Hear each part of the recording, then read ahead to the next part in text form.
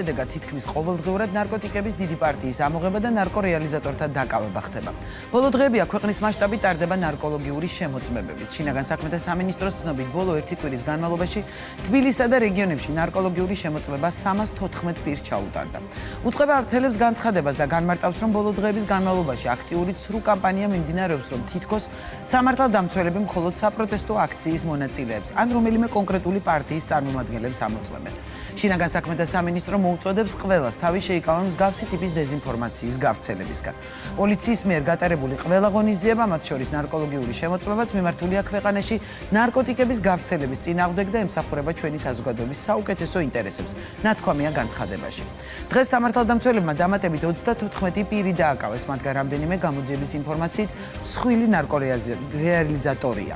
რეალიზაცია კი სავარაუდოდ სხვადასხვა ღამის კლუბსა და გასართობ ობიექტებში იყო დაგეგმილი. კანონში ნარკოტიკული საშუალებების, ფსიქოტროპული ნივთიერებებისა და ნარკოლოგიური დახმარების შესახებ ცვლილებები პარლამენტმა უკვე დაამტკიცა. ინიციატორი ჯანდაცვის სამინისტროა. ჩვენ არ ვერჩით ნარკომომხმარებლებს, ჩვენი მიზანია რომ დავუპირისპირდეთ ხალხს, რომელიც ნარკომომხმარებლის მძიმე მდგომარეობაზე ცდილობს ხელი მოითმობს, ამბობს ჯანდაცვის მინისტრი.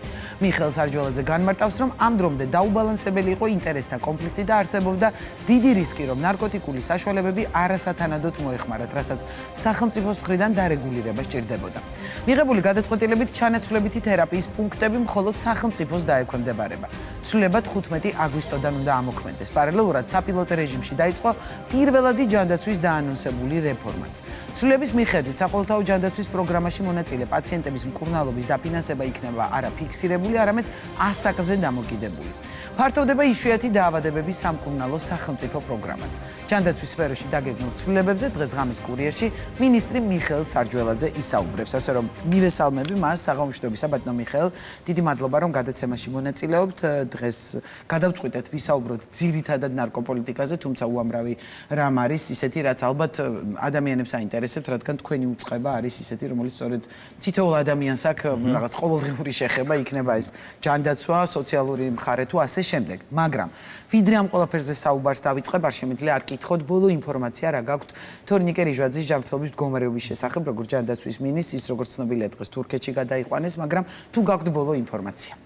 უპირველესად მოგესალმებით თქვენ, მივესალმები მაყურებელს.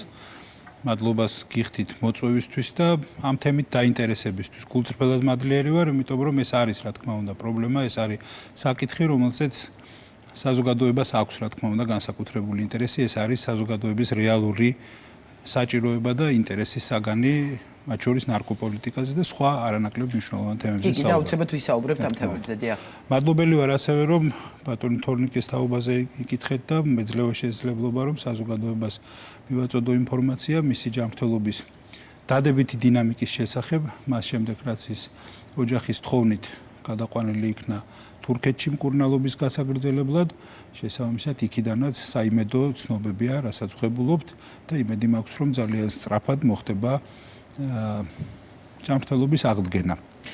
რამდენად აუცილებელი იყო სამედიცინო თვალსაზრისით მისი გადაყვანა? ანუ იყო საუბარი რომ დადებითია დინამიკა და რატო გახდა აუცილებელი თუ ეს მხოლოდ ოჯახის მოთხოვნა იყო? მე ვერ ვიტყოდი რომ ეს აუცილებლობა იყო, ეს იყო უბრალოდ ოჯახის თხოვნა, მათაც რა თქმა უნდა კარგად აეხსნათ, სრულფასოვნად მიეწოდათ ინფორმაცია არსებული მდგომარეობის შესახებ, რისკების მაქსიმალურად ნეიტრალიზების შესახებ აკატარებული ღონისძიებების შედეგად, თუმცა მაინც ამჯობინეს, რომ მიეღოთ ეს გადაწყვეტილება, რასაც ბუნებრივია, რომ ანგარიში გაუწიეთ. შესაბამისად, ეს ბუნებრივი მგონია. რაც შეეხება გადაწყვეტილებას, ეს აუცილებლობით ნაკარნახები ნამდვილად არ ყოფილა. ისიც შემიძლია ვთქვა, რომ არ მგონია, რომ თურქეთში ის ამჟამად რაიმე სახით უფრო მეტ ან გაუმჯობესებულ მკურნალობას ღებულობს. ჩვენი ექიმების სასახელოდ უნდა ითქვას, რომ ძირითადი და ყველაზე კრიტიკული პრობლემები რაც არსებობდა, დიახ, რა თქმა უნდა, პირველ რიგში ეს საგარეჯოს კლინიკაში ჩატარებული ოპერაციის შედეგად, ეს უნდა ვთქვა და იქაურ ექიმებს და სამედიცინო პერსონალს მადლობა უნდა გადაუხადო, მართლაც არაჩვეულებრივად სწორად წარმართული, ასე ვთქვათ, პროცესისთვის, მკურნალობის პროცესისთვის ოპერაცია ჩატარდა გადაუდებლად, შესანიშნავად. და შემდგომ რა თქმა უნდა პირველ საუნივერსიტეტო კლინიკაში აი ეს კრიტიკული დღეები, რომელიც პრობლემას წარმოადგენდა, ეს დღეებიც აბსოლუტურად უნაკლოდ და ზედმიწევნით სწორად იქნა მართული პაციენტი. შესაბამისად, ამან მოიტანა კიდეც რეზულტატი და პრაქტიკულად მდგომარეობა, რომელიც გუშინ საღამოს დაახლოებით ამ დროს ნახეთ და იქ იმყოფებოდა პრემიერ-მინისტრიც, პრაქტიკულად იყო აბსოლუტურად დამაიმედებელი. შესაბამისად, სხვა შორის ამანაც გააჩინა შესაძლებლობა, რომ გადაყვანა მომხდარიყო. სხვაგვარად ეს პარამეტრები რო არ გაუმჯობესებულიყო, იგივე წნევის პარამეტრი არ ვიცი, ყველაფერი აბა. ხო, ტრანსპორტირებაც ალბათ შეუძლებელი იქნებოდა პრობლემა. ასეთია ინფორმაცია, რომელსაც გვაქვს. ბოლოს მინდა ამავე თემაზე ერთიც კითხოთ, იმიტომ რომ თქვენ იყავით ერთ-ერთი მინისტრი, რომელიც შინაგან საქმეთა მინისტერთან ჩახვედით შემთხვევის ადგილზე, როდესაც ეს მოხდა და უბრალოდ თუ შეგიძლიათ რაიმე დამატებითი ინფორმაცია, რაც საზოგადოებისთვის ცნობილია და ფაქტურად 2 დღეა უკვე ამის შესახებ 3 დღეა ინფორმაციას ვაწვდით საზოგადოებას, რა ვიცი, რა სურათი დაგვხვდათ ან რა შეგიძლიათ გვითხრათ შემთხვევის ადგილიდან, იმიტომ რომ პირველი იყავით ერთ-ერთი ვინც ჩახვედით და ამ თემას დავასრულეთ. კი, ბუნებრივია, ხა გულიც არ მომითმენდა რომ არ წავსულიყავი და შესაბამისად დაუყოვნებლივ გავემართე, ჩავედი მე პირადად მხოლოდ საავადმყოფოში გახლდით. იქ მისვლისას უკვე დამხვდა პრაქტიკულად ოპერაცია დაწყებული, თუმცა გზიდანაც მქონდა კომუნიკაცია რასაკვირველია და გადაწყვეტილება დაუყოვნებლივ იქნა მიღებული ოპერაციის დაწყებასთან დაკავშირებით. ოპერაცია საკმაოდ მალე დასრულდა და მალე დაიწყო ასე ვთქვათ პოსტოპერაციული პერიოდის ასე ვთქვათ მართვის პროცესი და რომელიც ასევე წარმატებით ხორციელდებოდა. ეს იყო რაც ნახე ადგილზე, იქ იყვნენ იქ ადგილობრივი ხელისუფლების წარმომადგენლები, გარკვეული ახლობით, ბუნებრივია რომ გულშემატკივრები, ასე ვთქვათ, ვინც გულშემატკივრობდით საქმის კარგად წარმართვას. სხვა თვითონ საქმის ირგვლივ ბევრის მოყოლას მე ვერ შევძლებ ბუნებრივია და აქაც მინისტრი ხართ, რამოდენიმე კითხავდით. მეც მოთმინებით რა თქმა უნდა და ინტერესით ველოდები ბუნებრივია იმ სიახლეებს, რომელსაც მოგვაწვდის ბუნებრივია გამოძიება ამ საკითხების ირგვლივ. ასევე მინდა ვთქვა რომ ყველაფერი ისე წარიმართა დაუყოვნებლივ ასე ვთქვათ მიყვანა საავადმყოფოში ეს იყო განსაკუთრებულად მნიშვნელოვანი იმისთვის რომ ასე და რასაკვირველია დროის დაკარგვა შეეძლო ძალიან მძიმე შედეგები გამოეწვია და შემდგომ ჩვენი კლინიკების მზადყოფნა საიმისოთ რომ ესეთი მძიმე შემთხვევას როგორც გამოწვევას გამკლავებოდნენ ეს მართლაც დასაფასებელია და კიდევ ერთხელ შესაძლებლობით ვსარგებლობ და როგორც საგარეჯოს ექიმებს ისე რა თქმა უნდა პირველი საუნივერსიტეტო კლინიკის ექიმებს დიდ მადლობას ვუხდი აი ამ არაჩვეულებრივად შესრულებული მოვალეობისთვის. მადლობა და მოდით რაღაც დავუბრუნდეთ ჩვენ სასაუბრო თემას, ასე ვთქვათ, რაც მინდა რომ დღეს ვისაუბროთ. სოფლიოში არსებობს 2 ტიპის მიდგომა, ლიბერალური და მკაცრი, ხო, ნარკოპოლიტიკის მიმართ. რატომ მიიღო, მოდით ჯერ ამით დავიწყოთ, გადაწყვეტილება ხელისუფლებამ კვლავ მკაცრი მიდგომა დაეწესებინა და კვლავს იმიტომ ვამბობ, რომ აი ეს შემსუბუქებული ნარკოპოლიტიკაც ისევ ქართული ოცნების ხელისუფლებას უკავშირდება, ხო, და უცებ აბსოლუტურად რადიკალურად გადაწყდა რომ რაღაც კაცრი მიდგომა უნდა იყოს და ნარკოპოლიტიკასთან ესეთი სერიოზული ბრძოლა გამოცხადა რა პრემიერმა ამაზე ცალკე ბრიფინგი ჩაატარა ან რაღაც თავრობის ეს არ არის მხოლოდ შინაგან საქმეთა სამინისტროს ასე ვთქვათ ინიციატივა შესაძლოა პრეროგატივა არის რატომ მიიღო ეს გადაწყვეტილება ხელისუფლებამ მე შევეცდები ყველაზე მოკლე პასუხიც ვთქვა და შემდეგ რა თქმა უნდა შევეცდები რომ ამას უფრო ჩაუღრმავდეთ და მსჯელობაც წარმოვადგინო თავარი რაც გახლავდა ალბათ ყველაზე მოკლედ რაც შეიძლება თქვა დრო მაჩვენა მათ შორის და გამოცდილება მაჩვენა რომ ფაქტია რომ ამ ლიბერალურმა მიდგომამ არ გაამართლა. არ გაამართლა იმიტომ რომ ამან არ გაამართლა საქართველოში. ამას რომ გაემართლებინა რეალურად საზოგადოებას ამდენი პრობლემა ამ მემართულებით არ ექნებოდა. და აღქმა იმისა რომ რეალურად პრობლემაა. მე არ შემიძლია ვთქვა სამწუხაროდ რომ ლიბერალური მიდგომის დანერგვის შემდეგ მაგალითად შემცირდა ნარკომომხმარებელთა რაოდენობა. ან მაგალითად რომ შემცირდა ის ზიანი რომელიც ზოგადად ამის თანმდევია. ნამდვილად არ შემიძლია თქვა. ბევრს ლაპარაკობენ რომ ლიბერალური მიდგომის გამართლება ზიანის შემცირება, მაგრამ სამწუხაროდ ბევრ შემთხვევაში ეს აღმოჩნდა კონტრპროდუქტიული. ასევე ამბობენ მკაცრი მიდგომაზე, ბატონო მიხეილ, რომ ამას შესაძლოა, არ ვიცი, უფრო მეტი ეს გამოიწვიოს. ანუ ეს რაღაც არ ვიცი, შესწავლილია, ან რაღაც მაგალითი არსებობს, თქვა რომელიმე ქვეყნის, ან არ ვიცი, რომ ასეთი მკაცრი მიდგომით შესაძლოა პრობლემის დაძლევამდე მივიდეს, რომ ბუნებრივია, რომ ეს ყველას უნდა ვის მოწოს ბევრი ნარკომომხმარებელი ან ნარკორეალიზატორი ქვეყანაში. ჩვენ შეგვიძლია საერთოდ რა არიცით, ნებისმიერი ქვეყნიდან გარკვეულ იმპორტს ან როგორც ამას ეძახიან, იმპლანტების კეთებას გარკვეულად მიდგომებთან დაკავშირებით. ბუნებრივია, რომ ამას სჭირდება კარგად ანალიზი. ძალიან სახიფათოა ზოგადად ეს იმპლანტების კეთება, იმიტომ რომ რეალურად ამას შეიძლება მოყვეს შედეგად ბევრი გაუთვალისწინებელი რამ. მათ შორის საზოგადოება რამდენად არის მზად საიმისოთ, რომ გარკვეული ასე ვთქვათ სიახლეები პირდაპირ ესე კალკირების შედეგად მიიღოს და ასე შემდეგ, ამას დიდი სიფრთხილე ჭირდება. ამიტომ მე ვიტყოდი რომ დიახ რა თქმა უნდა უცხოური გამოცდილება მხედველობაში მისაღები არის როგორც მკაცრი მიდგომების თვალსაზრისით ისე ლიბერალური შეიძლება ეს გაითვალისწინო მაგრამ რასაკვირველია ეს ადგილობრივი კონტექსტის გათვალისწინებით უნდა ამუშაო სხვაგვარად ის შედეგის მომტანი ვერ იქნება. მე არ ვიცი რა დააკლდა, ან რა გაკეთდა უსწოროდ ლიბერალური მიდგომების პირობებში, იმიტომ რომ არსებობს თქვა ზოგიერთი სახელმწიფოს გამოცდილება, რომ ამ თვალსაზრისით, რომელსაც აქვს დადებითი რეზულტატები, თუმცა ლიბერალური მიდგომის შედეგად. თუმცა რა არის, ცალმხრივად ყველაფერს აქვს, ასე ვთქვათ, მონეტის ორი მხარე აქვს. მე მგონია რომ მათ შორის ლიბერალური მიდგომის გამოყენების წარმატებული შემთხვევებშიც კი ძალიან დიდია ის ზიანი, რომელსაც შეიძლება საზოგადოება განიცდიდეს. მათ შორის რა არის, არ შეიძლება ლიბერალური მიდგომა დავარქვათ იმას, რომ მაგალითად ნარკოტიკი გახდეს არამც თუ ხელმისაწვდომი, არამედ ის გახდეს პრაქტიკულად ლეგალური ბრუნვის საგანი. იმიტომ რომ სამწუხაროდ ჯერ ერთი ყველა საზოგადოება ერთნაირად არ რეაგირებს ასეთი ტრანსფორმაციების პირობებში.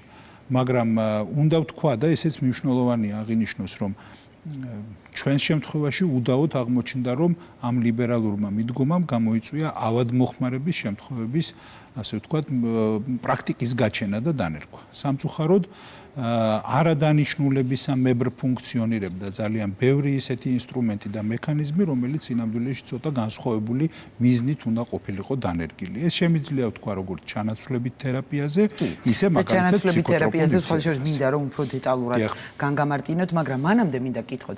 ამ კაცრი პოლიტიკის ნაწილია, ვთქვათ ისიც, რომ აი ბოლო დღეებია, აჩერებენ ადამიანებს, გადაყავთ ნარკოლოგიურში და ამას მოყვა სხვადასხვა ტიპის შეფასებები პოლიტიკურზე რომ არაფერი ვთქვა და ამას მე ვიკითხავ, რომ ოპოზიცია თulis რომ რაღაც პროტესტანტებს და აქციის მონაწილეების გაჩერება ხდება, უფრო მე ამას უპასუხა შინაგან საქმეთა სამინისტრომ განცხადებიდან, მაგრამ თქვენ როგორც ჯანდაცვის მინისტრი, რა სიტყვით ეს შედის ამაში და ეს იქნება, ვთქვათ, უფრო წარმატებული ამავე პოლიტიკის ნაწილი, თუ კი ასე ადამიანებს გააჩერებენ, ეს ხო გარკვეულ დისკომფორტსაც იწვევს მოქალაქეებში, ის ვიც მაგალითად არ არის მომხმარებელი. და დისკომფორტია ხო მისი გადაყვანა ნარკოლოგიურში, შემოწმება, ეს მთელი პროცედურა და აღმოჩნდება, რომ ვთქვათ, არაფერს არ მოიხმარს ადამიანს. პირველ რიგში რაც მინდა აუცილებლად ვთქვა, ეს არის რომ ეს არაერთხელ თქმულა, მაგრამ კიდევ ერთხელ ალბათ უნდა გავიმეოროთ, რომ ეს ნარკომანია არის ისეთი პრობლემა და ზოგადად ეს გავრცელება მასშტაბი ყველაფერი ეს რომელიც მოითხოვს ყველა მხრიდან შეტევას, იერიშის მიტანას, სხვაგვარად გაგვიჭირდება რაიმე რეზულტატზე, წარმატებაზე ფიქრი. ამიტომ აუცილებელია ყოველმხრივი წნეხი, რომ რაც შეიძლება შემცირდეს ზიანი, რომელსაც განიცდის საზოგადოება ამ სინდრომის არსებობის გამო.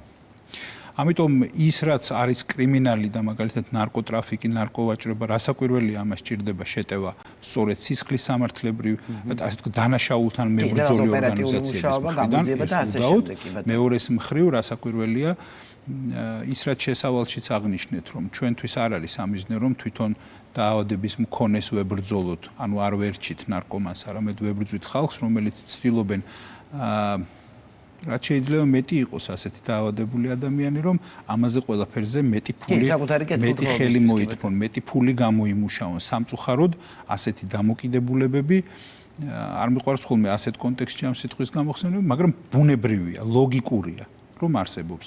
ცუდია ეს, მაგრამ ლოგიკურია. ეს არის მანკიერი პრაქტიკის ალბათო, მაგრამ სამწუხაროდ ეს არსებობს. აი ამიტომ ასეთ ფონზე საუბედუროდ გვიწევს ახლა იმაზე ფიქრი, რომ როგორ არ დავტოვოთ შესაძლებლობა იმისთვის, რომ რეალურად განვითარებადი აღმოჩნდეს ის სივრცე, რომელსაც ქვია ნარკომანია. და რამე ანალოგიურ პრობლემას ჰქონდა ბატონო მიხეილ ადგილი, მაგალითად კერძო კომპანიებში, რომლებიც ამ ჩანაცვლებით პროგრამაში იყვნენ, აი გადავდივარ ჩანაცვლებით პროგრამაზე, რაზეც პრემიერმა თქვა, რომ სრულად სახელმწიფო უზრუნველყოფს. რატო გახდა ეს სავალდებულო? იმიტომ რაღაც ამ კერძო კომპანიებსაც ხო ჰქონდათ თავისი მობილობა, ასე ვთქვათ, მომხმარებლისთვის, მაგრამ რა იყო მთავარი პრობლემა, რის გამოც მათ ეს უფლება ჩამოერთმევა და სრულად სახელმწიფო აიღებს თავის თავზე? კი. საქმე რაში გახლავთ? იცით, ჩვენ თუ მიზნად დავისახეთ, რომ მაგალითად არ ვიცი, ონკოლოგიური პაციენტისთვის გეოგრაფიულად უფრო ძნელად ხელმისაწვდომი იქნება ეს სერვისი, ვიდრე მაგალითად ნარკომომხმარებლისთვის.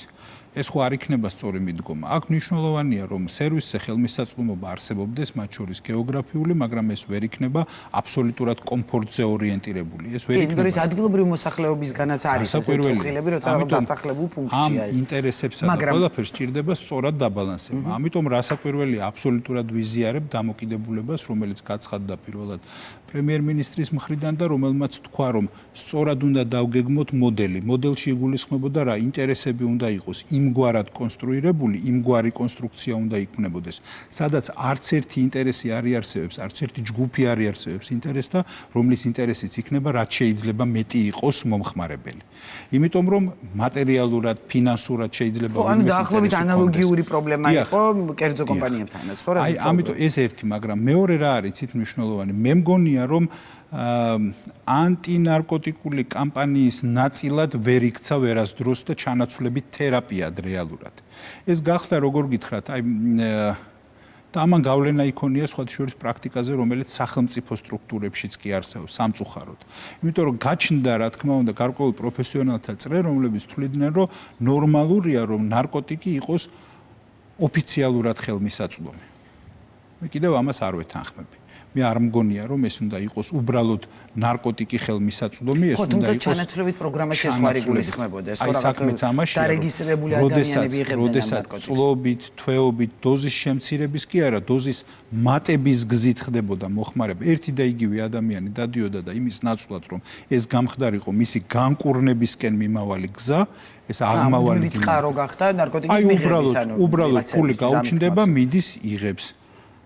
ღებულობს დოზის ზრდით, რომელსაც გამართლება არ გააჩნია. აი, როდესაც ეს გახდება რეალურად, უბრალოდ ნარკოტიკის მოხმარების ლეგალური არხი, ამ შემთხვევაში მას აღარ შეიძლება ეწოდებოდეს, ყოველ შემთხვევაში პრეტენზია ვერ ექნება, რომ ის თერაპიად განვიხილოთ. ეს არის უბრალოდ მზის შუქზე გამოტანილი ჩრდილიდან ის რაც არის უბრალოდ ნარკოკარტელი. აი, ნუ სამწუხაროდ ეს ცუდი რეალობაა და კომერციალიზაციაზე რო იყო საუბარი ბატონო მიხეილ, ამას გულისხმობს დაახლოებით იმ დროს სუბოქსინის და მეტადონის პროგრამის კომერციალიზაცია გახდა პრობლემა. მსმენია ესეთი რამე. გულისხმება ის რაზეც საუბრობთ, რომ თქვა ჩანაცვლება არ იყო, დოზის გაზდა იყო, თუ ხდებოდა რეალიზაციაც. აი, გახსოვთ ყოფილა შემთხვევები უფრო წინა წლებში, თუ რაღაც ზოპერატიული მასალები მახსოვს, როდესაც აი რაღაც ექთანი ყიდდა, ანუ ასეთ შემთხვევებსაც ჰქონდა ადგილი. ვთქვა, ეს იყო საქმეც ამაშია, რომ ესე იგი პრობლემური რა არის, იცით? სამწუხაროდ, აი, იმის უნარიც კი ატროფირებულია დღეს ამ სისტემაში, რომ დავთვალოთ მაგალითად ამ ჩანაცვლებითი თერაპიის გავლის შედეგად რამდენ შემთხვევაში აღმოჩნდა წარმატებული და რამდენი ადამიანი განიკურნა. წარმატება ნიშნავს, რომ განიკურნა, ამას გულისხმობთ. განიკურნას რას დავარქმევთ? გააჩნია არის ამაზე განსხვავებული შეამცირა. თუ დოზის შემცირების გარდა მას უნდა კონდეს გარკვეული პერიოდის აბსტინენცია. ეს არის ძალიან მნიშვნელოვანი. ანუ მას რა თქმა უნდა, თუმცა კიდევ ერთხელ ვიმეორებ, რომ არიან ადამიანები, რომლებიც თვლიან, რომ ეს არ არის მიზანი. მიზანი არის უბრალოდ სადმე ხელეწიფებოდეს, რომ მარტივად იყიდოს ნარკოტიკი. ხო, პროგრამაში ჩაჯდეს, როგორც ეს ცუდია. ეს არ არის სწორი მიდგომა ჩემი აზრით და ეს არ არის მხოლოდ ჩემი აზრი. ეს მე წამიკითხავს კიდეც და არაერთ პროფესიონალთან მისაუბრია, რომლებიც ასევე იგივე მოსაზრებისანი არიან. ჩანაცვლებითი თერაპიის ფუნქცია უნდა იყოს საბოლოო ჯამში ის, რომ ადამიანი განიკურნოს, მიაღწიოს მდგომარეობას, როდესაც ის შეძლებს ნარკოტიკის გარეშე ცხოვრებას. ეს თუ არ იქნა, სხვაგვარად ეს თერაპია არ არის, ეს არის უბრალოდ ლეგალური ნარკობიზნესი. და ბატონო მიხეილ, როგორ შეძლებს სახელმწიფო და შეძლებს თუ არა ყველა სერვისის მიწოდებას მათთვის? ამაში აი რას გულისხმობს? მსმენია, რომ მაგალითად კერძო დაწესებულებებიდან უფრო ადვილი იყო, აი მობილობა რო ვიგულისხმებ, ხოლმე არ მიგულისხმებ, მაგალითად ბინაზე მისვლა ხდებოდა რაღაც იქვე შემოწმება, მე თქვა ვიღაცას ვისაც ჯანმრთელობის პრობლემა ჰქონდა ადგილზე მიტანა, რა სერვისაც სახელმწიფო არ თავაზობდა. ამ სრულ მოცვას ეხლა გააკეთებს სახელმწიფო დაწესებულებები? დიახ, რასაკვირველია, სრულს გააკეთებს, რასაკვირველია, რომ აბსოლუტურად იდენტური გეოგრაფიული მოცვა ამას არ ექნება. ბუნებრივია იქნება გარკვეული ლოკაციები, რომელიც ფუნქციონირებდა, ვთქვათ, რომელიმე კონკრეტულ ქუჩაზე შეიძლება. შეიძლება გადავიდეს სხვა. ის გადავა, ვთქვათ, რაღაც სადღაც სიახლოვეში. ან თქვა სიახლოვეში თუ სახელმწიფოს პუნქტი არსებობს, ამ შემთხვევაში ის მიიკრავს ამ შემთხვევაში იმ კონტინგენტს, რომელიც დადიოდა ამ კერძოში. მაგრამ რაც მნიშვნელოვანია, ითქვას, 4 მნიშვნელოვანი კომპონენტია, ასე ვთქვათ, რომლისგანაც შედგება ჩვენი გეგმა. პირველი ეს არის ინფრასტრუქტურული განვითარება და თქვენ მოგეხსენებათ, რომ ამ თვალსაზრისით გვაქვს სერიოზული დავალება, რომელიც მე პირადად მიღებული მაქვს პრემიერ-მინისტრისგან და ეს უკავშირდება ჩანაცვლებითი თერაპიის პუნქტების ისე განსაზღვრას, რომ ის არ იყოს დასახლებულ პუნქტებთან სხვისი უფლებების დამრღვევი პირდაპირ რომ ვთქვათ, იმიტომ რომ ადამიანებს სრულიად ლეგიტიმურად აქვთ მოთხოვნა, რომ ისეთ ადგილებში, სადაც მათი შვილები ცხოვრობენ, სადაც დადიან სასწავლებლებში და ასე შემდეგ, იქ სიახლოვეში არ ფუნქციონირებდეს ასეთი დაწესებულება, რომ თვალს არ ადევნებდეს, მაგალითად მოზარდი ახალგაზრდა ბავშვი არ ადევნებდეს თვალს ნარკომანიას და 24 საათი ეს არ ქონდეს თვალწინ. ეს ერთი მნიშვნელოვანი ფაქტორი. მეორე, ინფრასტრუქტურის გარდა აუცილებელია, რა თქმა უნდა, ვისაუბროთ სამედიცინო პერსონალზე. ეს მნიშვნელოვანია და არსებობს ამის რესურსი. სამედიცინო პერსონალის ეს გარეთ გატანილი, ვთქვათ, ობიექტები დაკომპლექტებული. დიახ, რა თქმა უნდა, ყველა ეს ობიექტი იქნება დაკომპლექტებული იმგვარად, რომ არსად ამგვარი დეფიციტი არ შეიქმნება. რეალურად ეს მოხერხებადია, ეს გათვლილი აქვს სახელმწიფოს და რეალურად ამას შევძლებთ. რასაკვირველია ეს ნიშნავს იმას, რომ მათ შორის გარკვეული ნაწილი იმ ხალხისა, რომელიც თავდაპირველად სახელმწიფოსგან წავიდა და ასე ვთქვათ, კერძო სექტორში დასაქმდა, იმ მათ ნაწილს შეიძლება ამ ნაწილს გაუჩნდეს სურვილი, რომ დაბრუნდეს და კვლავ სახელმწიფოში იმუშაოს. ესეთი პრაქტიკაც ალბათ იქნება, რა თქმა უნდა. ამას პროცესი გვაჩვენებს. მესამე მნიშვნელოვანი კომპონენტი რაც არის, ეს არის თვითონ მედიკამენტები და ამ კუთხით სხვათა შორის ესეც მნიშვნელოვანია, რომ მათ შორის ორიენტირებული უნდა ვიყოთ განახლებაზე, გაუმჯობესებაზე, იმიტომ რომ მედიკამენტი რასაკვირველია, რა თქმა უნდა. არა და დიდი ხნის განმავლობაში ეს წინ არ წაწეულა ეს საქმე. არა და გაჩნდა მსოფლიოში გარკვეული საშუალებები, უკეთესი საშუალებები, ნაკლები ზიანის მომტანი საშუალებები, რომელზეც რასაკვირველია, რომ სახელმწიფო დაიწყებს ამაზე მუშაობას. ისე რომ არავითარ კონკურენციას და ასე შემდეგ ამ პროცესში არ იქნება ჩართული. ანუ მედიკამენტების შემოტანი სრულად სახელმწიფო იქნება, ხო? დიახ, რასაკვირველია და ბოლოს რაც მნიშვნელოვანია ითქვას, რომ ამ მარაგებთან ერთად პროცედურების სწორად დაგეგმვა. პროცედურებში იგულისხმება ის, რომ იმგვარად იყოს დაგეგმილი, რომ გამოირიცხებოდეს ნებისმიერი არასწორი, არანორმალური პრაქტიკა. ამ შემთხვევაში მნიშვნელოვანია კარგად გვესმოდეს, რომ ჭირდება მხარდაჭერა ადამიანს საიმისოდ, რომ მან შეძლოს დაამარცხოს ეს დანაშაული, ეს უბედური თვისება, მკვლელი თვისება პირდაპირ ვთქვა და შესაბამისად გახდეს ჯანმრთელი. აი ეს ძალიან მნიშვნელოვანია, რომ ამაზე ვიყოთ ორიენტირებული. აი ამ 4 კომპონენტის მიმართულებით თუ ჩვენ შევძლებთ, რომ გარკვეული გაუმჯობესებები გქონდეს, რასაკვირველია, რომ არ დააყოვნებს დადებითი შედეგიც და ძალიან დიდი იმედი მაქვს, რომ ეს ასეც იქნება. ყველა წინაპირობა გვაქვს საიმისოდ, უპირველესად, რა თქმა უნდა, პრემიერ-მინისტრის მხარდაჭერით, მმართველი გუნდის მხარდაჭერით, აი თვითონ დეპუტატს, რომელმაც მხარი დაუჭირა ამ ინიციატივას, მადლობას უხდი, იმიტომ რომ ეს რა თქმა უნდა არის ძალიან კარგი ინიციატივა, რომელიც კიდევ ერთხელ ვიმეორებ, ეკუთვნის პრემიერ-მინისტრს და ბუნებრივია, რომ ეს იმსახურებდა მხარდაჭერას. ამიტომ დიდი იმედი მაქვს, რომ შევძლებთ აი ამ დავალების ისე შესრულებას, რომ ძალიან მალე საზოგადოება დაინახავს კონკრეტულ რეზულტატს ამ თვალსაზრისით, თუნდაც შემცირებული ნარკომანიის მასშტაბის სახით.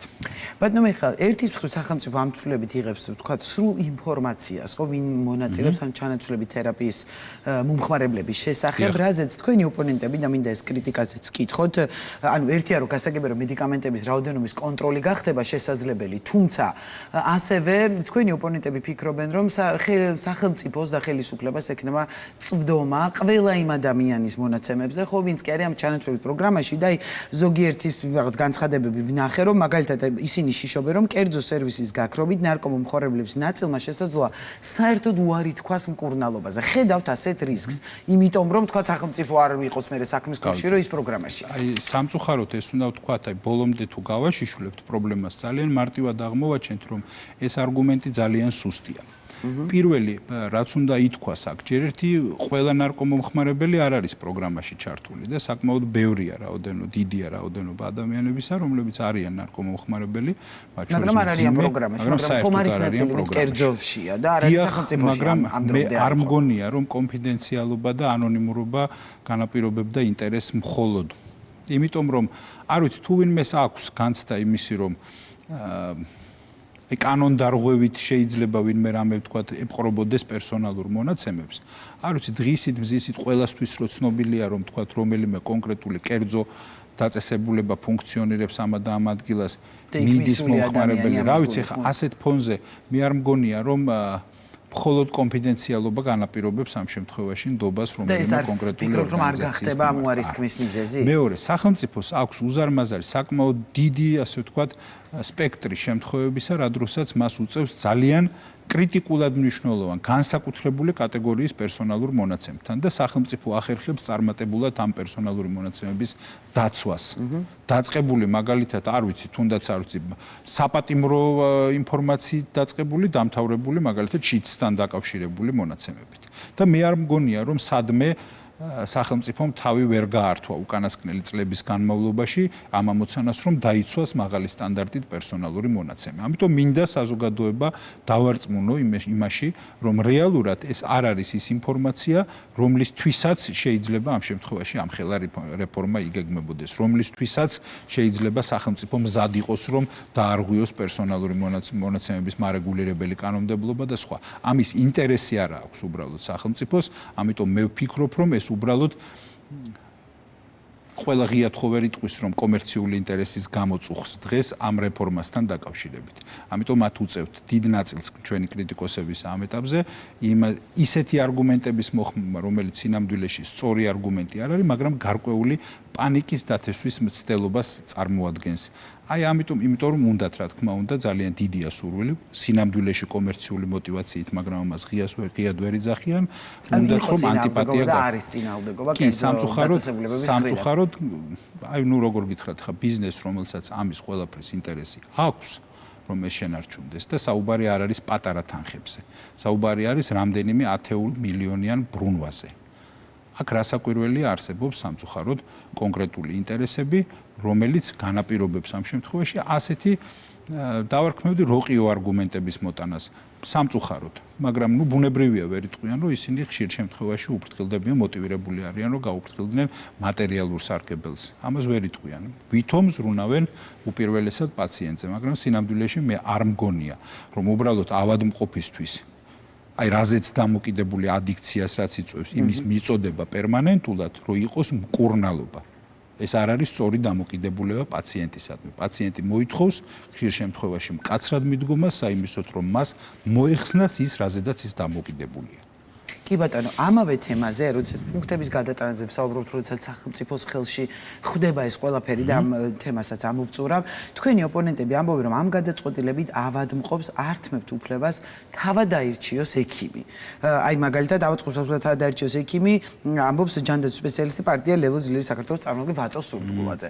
ანუ თქვენი ოპონენტები, მაგრამ არის თქვენ ხედავთ ამას ესე, იმიტომ რომ მე ვთქვათ, მინდა რომ რაღაც კონკრეტულ ექიმთან ვიმკურნალო და ის აღარ არის სახელმწიფო დაწესებულებაში. სამართლებრივი საკითხის გადაწყვეტას, იმიტომ რომ ის აკეთებს ინტერპრეტაციას კანონის დანაწესისა, რომელიც არის პაციენტის უფლება აირჩიოს ექიმი.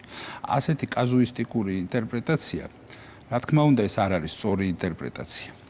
იმიტომ რომ მაგალითად არ ვიცი, აი თუნდაც ავიღოთ შემთხვევა, ხშირად ხდება სამწუხაროდ, როდესაც არის ისეთი ვითარება, როდესაც არჩევანის ეს თავისუფლება არ არის უკიდეგანო. მაგალითად გეოგრაფიული მისაწვდომობის თვალსაზრისით რასაკვირველია, რომ შეიძლება კონკრეტულ პუნქტში არ არსებობდეს მხოლოდ ყველა და სრული არჩევანი არ არსებობდეს, ეს არ ნიშნავს იმას, რომ არ ექნება ვინმე შესაძლებლობა, როდესაც სექტორი ჩაკეტილია, რომ წავიდეს და სხვაგან მიიღოს, ასე ვთქვათ, მკურნალობა სხვა ექიმისგან, მაგრამ აი სექტორებს შორის არჩევანის უფლება მე ჯერჯერობით არ მსმენია. ამიტომ ნუ შენიღბავენ ექიმის არჩევანის თავისუფლებით, ნუ შენიღბავენ სინამდვილეში საუბარს სექტორის, კომერციული ან არაკომერციული სექტორის არჩევანის უფლებით. ასეთი რამ კანონში არც ნაგულისხმებია და არც წერია ეს თვალსაჩინოდ. ამიტომ რასაკვირველია ეს არის შეცდომაში შეყვანის ანუ ცდელობა ნებსით ან უნებლიეთ ბატონი ვატოს მხრიდან.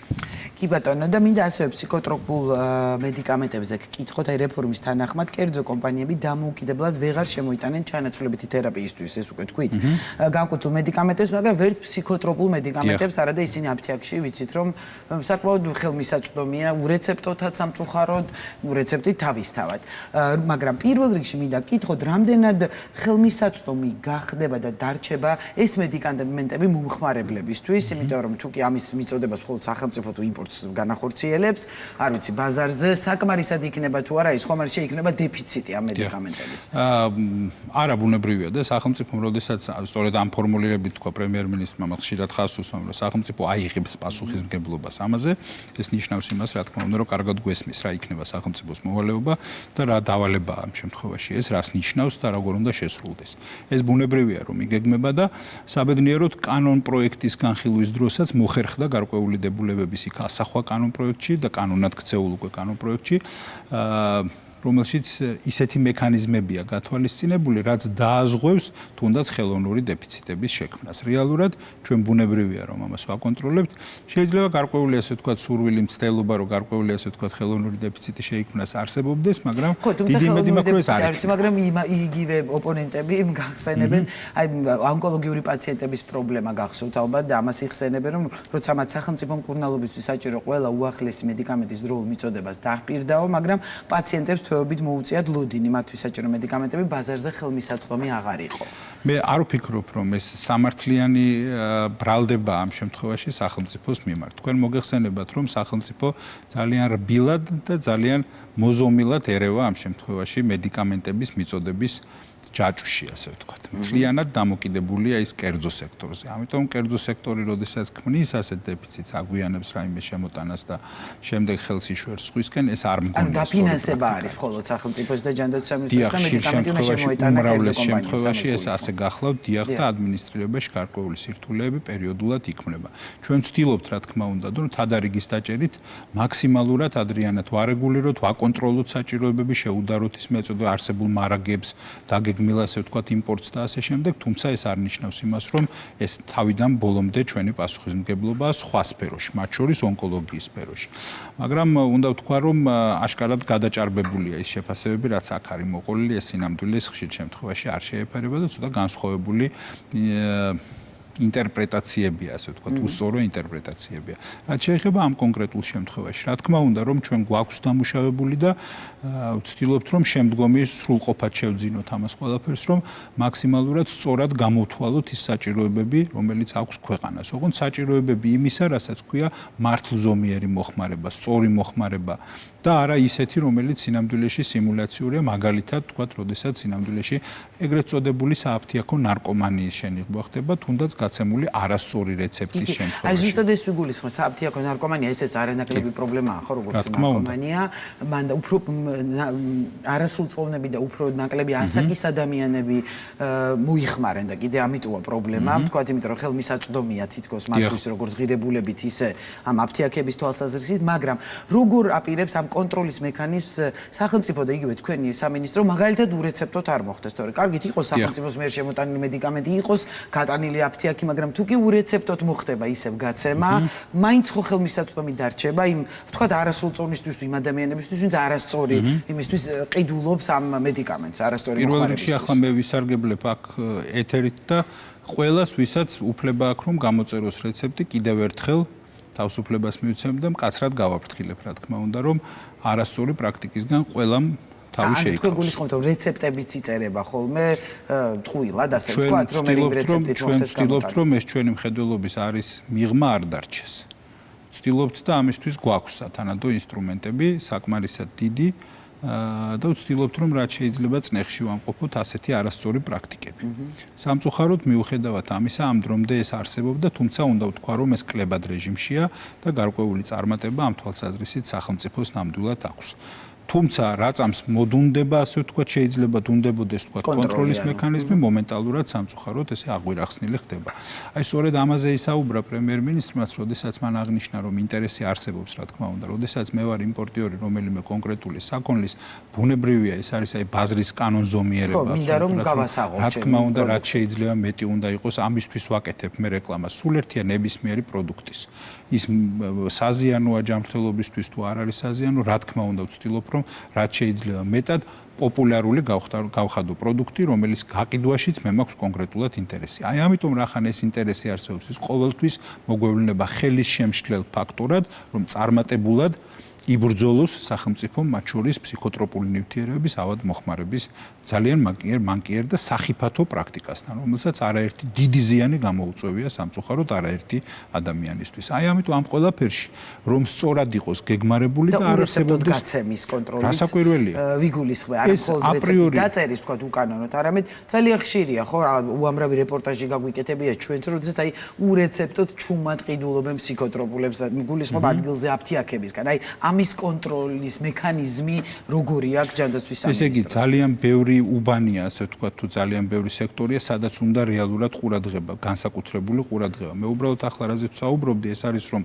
არ არსებობდეს მოთამაშე ბაზარზე ან სივრცეში. ხო, ეს ამიტომაც შემოიტანს სახელმწიფო, რომელიც შეეცდება რომ წაახალისოს. ეს ინტერესი რაწამს მოისპობა სახელმწიფოსთვის გაცილებით უფრო მარტივი ხდება ეფექტური კონტროლი და ეფექტურად მართვა პროცესის, რომ ავადმოხმარების შემთხვევა შემცირდეს. თუმცა გასაღება არ არის პრიორიტეტი ამას გულისხმობ. გამოწერიდან დაწყებული რეცეპტით რეალიზაცია, პრაქტიკა შემდგომ გადაცემის და ასე შემდეგ ყველაფერი ეს ბუნებრივია მკაცრად რეგლამენტირებას მოითხოვს. დოზები რაც ყველაზე მეტად მნიშვნელოვანია. კარგად კონტროლი ამის ყველაფრის. მაგალითად, როდესაც მედიკამენტი, რომელიც თქვათ შეიძლება ჭირდება ადამიანს, მაგრამ ჭირდება პირობითად ვიტყვი ახლა რიცხვებს, 1 აბი და გამოწერს ვიღაცა 4 აბს, ეს ბუნებრივია, რომ ქმნის უკვე ჩრდილში გარკვეული, ასე ვთქვათ, 3 აბის გადატანის შესაძლებლობას. როდესაც ინტერესი არსებობს, რომ ეს ასეც მოხდეს, ეს რა თქმა უნდა ცუდი პრაქტიკის არსებობას ხელს შეუწყობს. ამას მიესალმება ბრჭყალებში, რა თქმა უნდა, ადამიანი ვინც დამოკიდებულია ასეთ ნივთიერებაზე, მაგრამ იმავდროულად დღეს არსებული რეგლამენტაციის მიხედვით ამას შეიძლება ეპარტნიორებოდეს კომერციული სექტორი და ეს უკვე დიდი ძალა შეიძლება იყოს. ამიტომ ამ კავშირის ჩახსნა ბუნებრივია, რომ გაცილებით ნაკლებ შესაძლებლობას მისცემს ავადმოხმარებით დაინტერესებულ პირს, რომ ჩრდილში გაიტანოს რამდენიმე აბი, რომლითაც შეუძლია თავის თავს მიაყენოს ძალიან მძიმე ზიანი ან ირგვლივ ვინმეს. აი ამიტომ ამ ყველაფრის ფონზე ვფიქრობ, რომ სახელმწიფო ერთმნიშვნელოვნად სწორ გზას დაადგა, სხვათა შორის, როდესაც აი დასაწყისში კი ვთქვით, რომ კაცრი და ლიბერალური მიდგომების არჩევანზე დადგა საუბარი. მე სიმართლე გითხრათ, არ მიყვარს ხოლმე ასეთი დაყოფა, ცოტა მეტად ზუსტები თუ ვიქნებით, სინამდვილეში ეს არც მობიერების საკითხი, არც ლიბერალიზმის, არც სიმკაცრის და ასე შემდეგ. ეს არის წესრიგის დამყარების მცდელობა. სწორი მცდელობა და სწორი მიმართულებით განვითარება. ამიტომ სულ არ დავხარჯავდი დროს.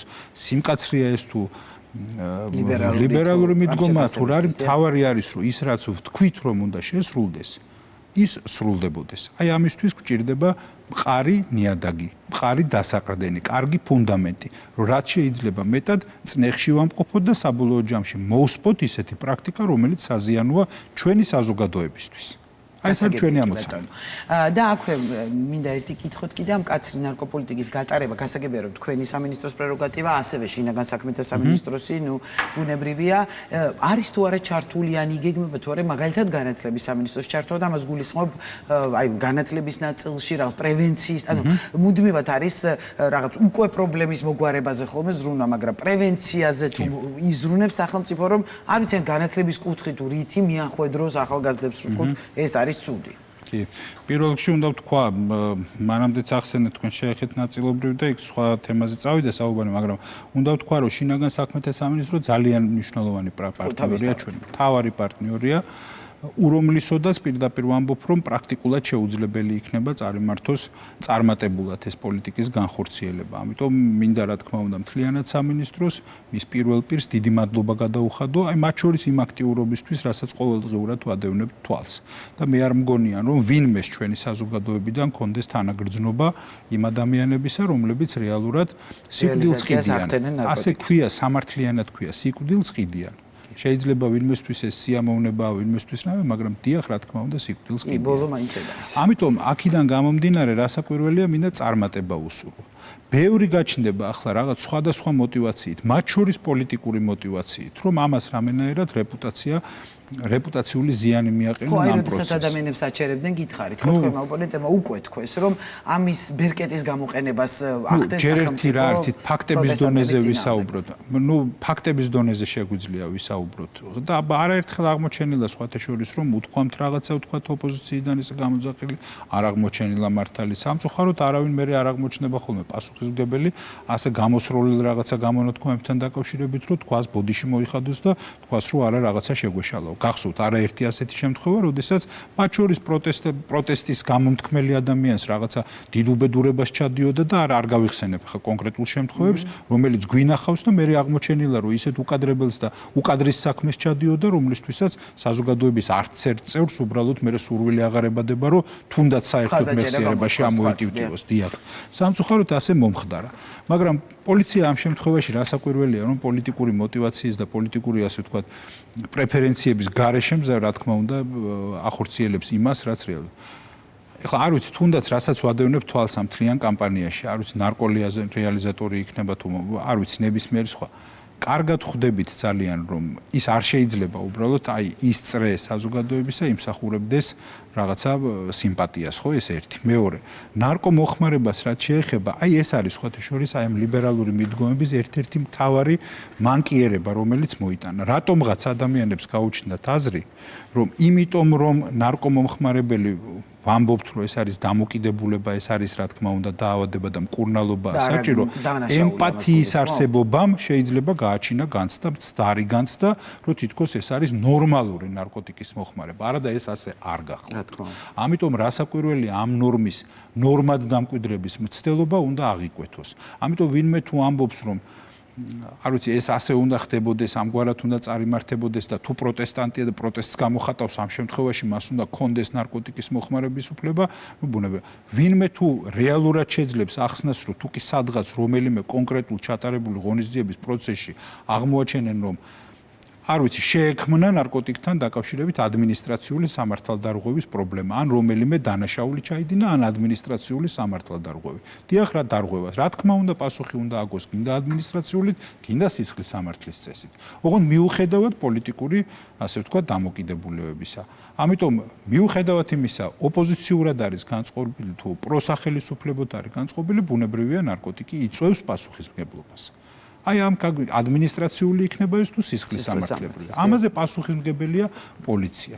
პოლიციამ თქვა და განმარტა, რომ პოლიტიკური პრეფერენციების მიუხედავად ვავლენთ ამ სამართალდარღვევებს. მე მგონი თვალსაც ვადევნებთ, რასაც აკეთებენ. თუ კი აქა-იქ სადმე მოხვდება ადამიანი ისეთი, რომელიც შეიძლება ეჭვსაღზევად წაიყვანონ, გადაამოწმონ და აღმოჩნდეს, რომ დიახ ის მომხმარებელია, დიახ ეს არის სამართალდარღვევა და დიახ ამაზე უნდა რეაგირებდეს პოლიცია. სხვაგვარი რამ ჩემთვის მიუღებელი იქნებოდა. თუ ვინმე თვლის, რომ ოპოზიციურად განწყობილ მომხმარებელზე ის კანონი არ უნდა ვრცელდებოდეს, მე არ მინდა ასეთი ქვეყნის აშენება, სადაც შეიძლება ასეთი დოგმები ფიგურირებდეს, სადაც ვინმე გადაწყვეტს, რომ რახან ჩემი პოლიტიკური თანამებრძოლია, მასზე კანონი არ ვრცელდებოდეს. ამას მოითხოვს ოპოზიცია, ეს სწორი არ გახლავთ.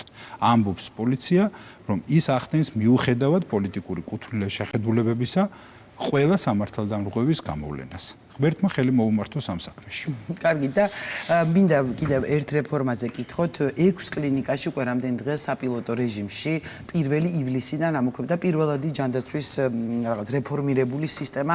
ბევრი წელია მე თავად მქონდა შეხება ჯანდაცვის სფეროსთან და ჯერ კიდევ მახსოვს წლების წინ იყო ამაზე საუბარი, რომ პირველადი ჯანდაცვა შემოსულიყო, მაგრამ ამ დრომდე რატომღაც არ დაიწყო და ჩაეშვა ეს საპილოტო ის საყოველთაო ჯანდაცვის პროგრამაში მონაწილე პაციენტების მკურნალობის დაფინანსება ამის შედეგად იქნება არაფიქსირებული, ასეთი რამ ითქვა და იქნება ასაკზე დამოკიდებული. რას ნიშნავს არაფიქსირებული და ასაკზე დამოკიდებული დაფინანსება? ანუ რა შეიცვლება მოქალაქეებისთვის?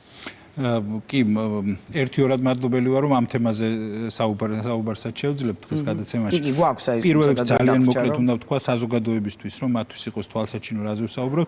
პირველადი ჯანდაცვა ეს არის რგოლი, რომელიც პრაქტიკულად ეს არის პირველი შემთხვევაში სუბიექტი. მე ესევე ძახდები. კი, მაგრამ თავარი რა არის, პირველი დამკვალიანებელი ვინც იქნება ადამიანისა, როდესაც მას სამედიცინო საჭიროება აქვს.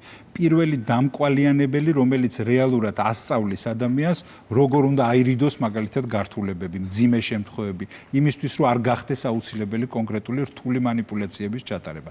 ამიტომ ამ რეფორმას აქვს განსაკუთრებული მნიშვნელობა და დიახ, რა თქმა უნდა, ეს არის ერთ-ერთი ყველაზე მეტად ამბიციური. ბევრი რო არ ვისაუბრო, აი მასშტაბებს გეტყვით, უბრალოდ სახელმწიფო ამ მიმართულებით მომდევნო 4 წლის განმავლობაში აპირებს დაახლოებით 110 მილიონით მეტის დახარჯვას. თუმცა უნდა ვთქვათ, რომ მაგალითად თავიდან არიდებული გართულებული შემთხვევების დაახლოებით მოსალოდნელია, რომ დაახლოებით 160 მილიონ ლარამდე იქნება დაზოგილი მომდევნო 4 წლის მანძილზე, რაც შესანიშნავი იქნება და ღმერთმა ქნას ეს ყველაფერი წარმატებით გამოვიდეს. აქ უფრო მეტი ღირებულება აქვს იმას, რომ ბევრი ადამიანი შეძლებს, რომ იქ სადაც არიდებადი იყო რაღაცა გართულება ჯანმრთელობის. ხო, დროულად იმკურნალოს, იმიტომ რომ ადამიანები იყვნენ ინდივიდუალური პირდაპირ ოპერაციამდე მისულიყვნენ, ხო, რომ ის ფინანსდებოდა სახელმწიფოს მხრიდან. ამიტომ ამ ყველაფრის ფონზე ეს არის მნიშვნელოვანი რეფორმა. ეხლა რაც შეეხება, როგორ წავახალისებთ, ნახეთ, გაცილებით მარტივად სამართავია მაგალითად არ ვიცი აი 35 წლის ახალგაზრდა რომელსაც არც არაფერი პრობლემა არ გააჩნია ჯანმრთელობისა იმას პრაქტიკულად უიშვიათეს შემთხვევაში შეიძლება გაუჩნდეს იმ მომსახურებით სარგებლობის საჭიროება რაც ეხება პირველად ჯანდაცვას მაგრამ 5 წლამდე ბავშვს ჭირდება რასაკვირველია გაცილებით მეტი ანუ როგორც პენსიაში მაგალითად 80 წლის ასაკის თქვა მოხუც რა თქმა უნდა სჭირდება ბუნებრივია უფრო ხშირად მიდის კონსულტაციაზე ამიტომ ჩვენ შევეცდებით რომ ეს ინტერესი კი არ გაღვივდეს, როდესაც უბრალოდ რაოდენობა ქმნის ანაზღაურებას, არამედ მომსახურების შინაარსი, ვის მეტი, ვის ნაკლები ჭირდება, ამის მიხედვით სამართლიანია ანაზღაურება. ძალიან დიდი იმედი მაქვს და ყველა მაჩვენებლით, მათ შორის ჩვენი უცხოელი პარტნიორების და ექსპერტების, ასე ვთქვათ, რჩევაც ასეთია, არაერთი ქვეყნის წარმატებული გამოცდილებაა, რომ ასეთი დიფერენცირებული მიდგომა არსებობდეს. მეორე მნიშვნელოვანი ფაქტორი ჩვენ ვაპირებთ, რომ ჩავდოთ ამაში ასია დაგეგმილი რეფორმა, ეგრეთ წოდებული შესრულებაზე, წარმატებულ შესრულებაზე დაფუძნებული ანაზღაურება. ვაჩენთ ფინანსურ ინტერესს, რომ წარმატებულად შესრულებული სამუშაო თქვათ, ნახეთ, კონკრეტული პაციენტების ჯგუფში აღმოჩნდება, რომ მაგალითად ის გართულებები, რომლის აცილებაც თავიდან მათევალებად თუ ეს რეალურად მოხერხდება, რომ იმ საზოგადოებაში იყოს კლებადი, ამ შემთხვევაში ბუნებრივია ეს წარმატებულად შესრულებულ ფუნქციას. პირველადი ჯანდაცვა რო თავის ფუნქციას შეასრულებს ასე თუ ისე. ასეთ შემთხვევაში ბუნებრივია შეიძლება ამან განაპირობოს დამატებით ანაზღაურება, გაზრდილი ანაზღაურება. საკმაოდ დიდი არსებითი სხვაობა მთლიანობაშიც იზრდება ეს ყველაფერი. ახლახან დაიწყო, 1 ივლისიდან დაიწყო. ბუნებრივია რომ ჩვენ ვაკვირდებით, ეს ჯერ ძალიან მოკლე პერიოდია დღევანდელ დღემდე გასული, თუმცა აი ამ გარკვეული პერიოდის განმავლობაში დავიწყებთ უკვე შემოწმებას მიმდინარე პროცესისას და ვფიქრობ, რომ უკვე შემოდგომაზე, აი შემოდგომის მიწურულისკენ გვექნება უკვე რაღაც კონკრეტული ანალიტიკური მასალა, რომელზეც დაყრდნობითაც და ძალიან დიდი იმედი მაქვს, რომ წარმატებულად დავიწყებთ სრულმასშტაბიანად ამ რეფორმის განხორციელებას. მაგრამ ეს არის მოქმედებს საყოველთაოზე. ის რჩება თავისთავად, რასაც აფინანსებდა სახელმწიფო ამ რაღაც ოპერაციებს, მკურნალობის სხვადასხვა ხარჯებს გადიედა და არის სხვადასხვა რჩება. კარგით. და ბოლო კითხვა ჩვენ დროც იწურება სამინისტრომ გააფართოვა იშვიათი დაავადებების სამკურნალო სახელმწიფო პროგრამაც და ვიცი რომ ეს ბევრს საინტერესებს კონკრეტულად რა ტიპის დაავადებების მქონე პაციენტები მიიღებენ სახელმწიფოსგან დახმარებას ვინც დაემატა ამას გულისხმობ ესეც ამ შემთხვევაში საუბარია გაფანტული სკლეროზის დაფინანსებაზე, რომელიც სულ ახლახან ჩაეშვა, ასე ვთქვათ, ამაზე ბოლო რამდენიმე თვის განმავლობაში ვიმუშავეთ, შევისყიდეთ ამისთვის აუცილებელი მედიკამენტებიც, დავგეგმეთ პროცესი და რეალურად დაიწყო ფუნქციონირება აი ამ პროექტმა, საბედნიეროდ ეს ივლისის განმავლობაში დაიწყო, უკვე არიან კონკრეტული ბენეფიციარები, რომლებიც შეძლებენ რომ ისეთ რეჟიმში ჩააყენონ ეს ძალიან ვერაგი დაავადება, რომელიც პრაქტიკულად მათთვის სასიცოცხლო რისკებს მოხსნის საერთოდ დღის წესრიგიდან. ეს მკურნალობადია საბედნიეროდ ეს დაავადება და ისეთ მდგომარეობაში გადაყვანადი, რომლის შედეგადაც პრაქტიკულად ის ზიანის მომტანი ადამიანისთვის არ იქნება. ეს უძვირფასესი სამწუხაროდ მკურნალობაა, საკმაოდ ხშირ შემთხვევაში ხელმიუწვდომელი იყო ადამიანებისთვის და საბედნიეროდ ეს გახდა შესაძლებელი. მხოლოდ 2 მუნიციპალიტეტის შემთხვევაში იყო შესაძლებელი რომ ხელმისაწვდომი ყოფილიყო ეს მკურნალობა და საბედნიეროდ ახლა მთელი საქართველოსთვის ეს გახდა ხელმისაწვდომი. იმავდროულად უნდა ვთქვა, რომ პრაქტიკულად ამ დაავადების მქონე ადამიანთა პრაქტიკულად ყველა საჭიროება კვლევებიდან დაწყებული დამთავრებული მედიკამენტის მიწოდებით მთლიანად არის უზრუნველყოფილი სახელმწიფო დაფინანსებით. ძალიან დიდი იმედი მაქვს, რომ ეს მათ შორის აი ზოგადად ამ ადამიანთა მდგომარეობას ისე გააუმჯობესებს, რომ აქ რაღაც გართულებული მდგომარეობები რეალურად არ გვექნება. ამიტომ საბედნიეროდ ეს მორიგი წარმატება გახლავთ ჩვენი ქართული ჯანდაცვის სისტემისა და საბედნიეროდ გვაქვს ამბიციური გეგმა, რომ ეს ყველაფერი კიდევ და კიდევ გაგრძელდეს. ადამიანი იყო ჩართული. შესაბამისად ალბათ ხომ მსგავსი იქნება ეს პროგრამაც. რომელიც სხვათა შორის ძალიან წარმატებულად გრძელდება. C ჰეპატიტის პროგრამაც მიემატა იმას არც თუ ისე დიდი ხნის წინ B ჰეპატიტის პროგრამაც ისიც წარმატებით ხორციელდება და მოკლედ კიდევ მეორებ რომ ამბიციური და კარგი გეგმები და ყველას უსურვებ ჯანმრთელობას, რა თქმა უნდა, რაშიც რა თქმა უნდა დაეხმარება სახელმწიფო თითოეულ ადამიანს, ვისაც ეს სჭირდება. დიდი მადლობა ჯანმრთელობას. ვუსურვებ ყველას ნამდვილად ჯანმრთელობა უპირველეს ყოვლისა. მიხეილ სარჯველაძე პასუხობდა ღამის კურიერის კითხვას. მადლობა რომ იყავით ჩვენი სტუმარი. მე დღეს ამით გემშვიდობებით ჩვენ ერთმანეთს დღეს ორშაბათია თუ ოთხშაბათი ყოველთვის მავიწყდება. შევხვდებით შემდეგ ორშაბათს და კვირის მნიშვნელოვან პოლიტიკურ მოვლენებს მიმოვიხილავთ.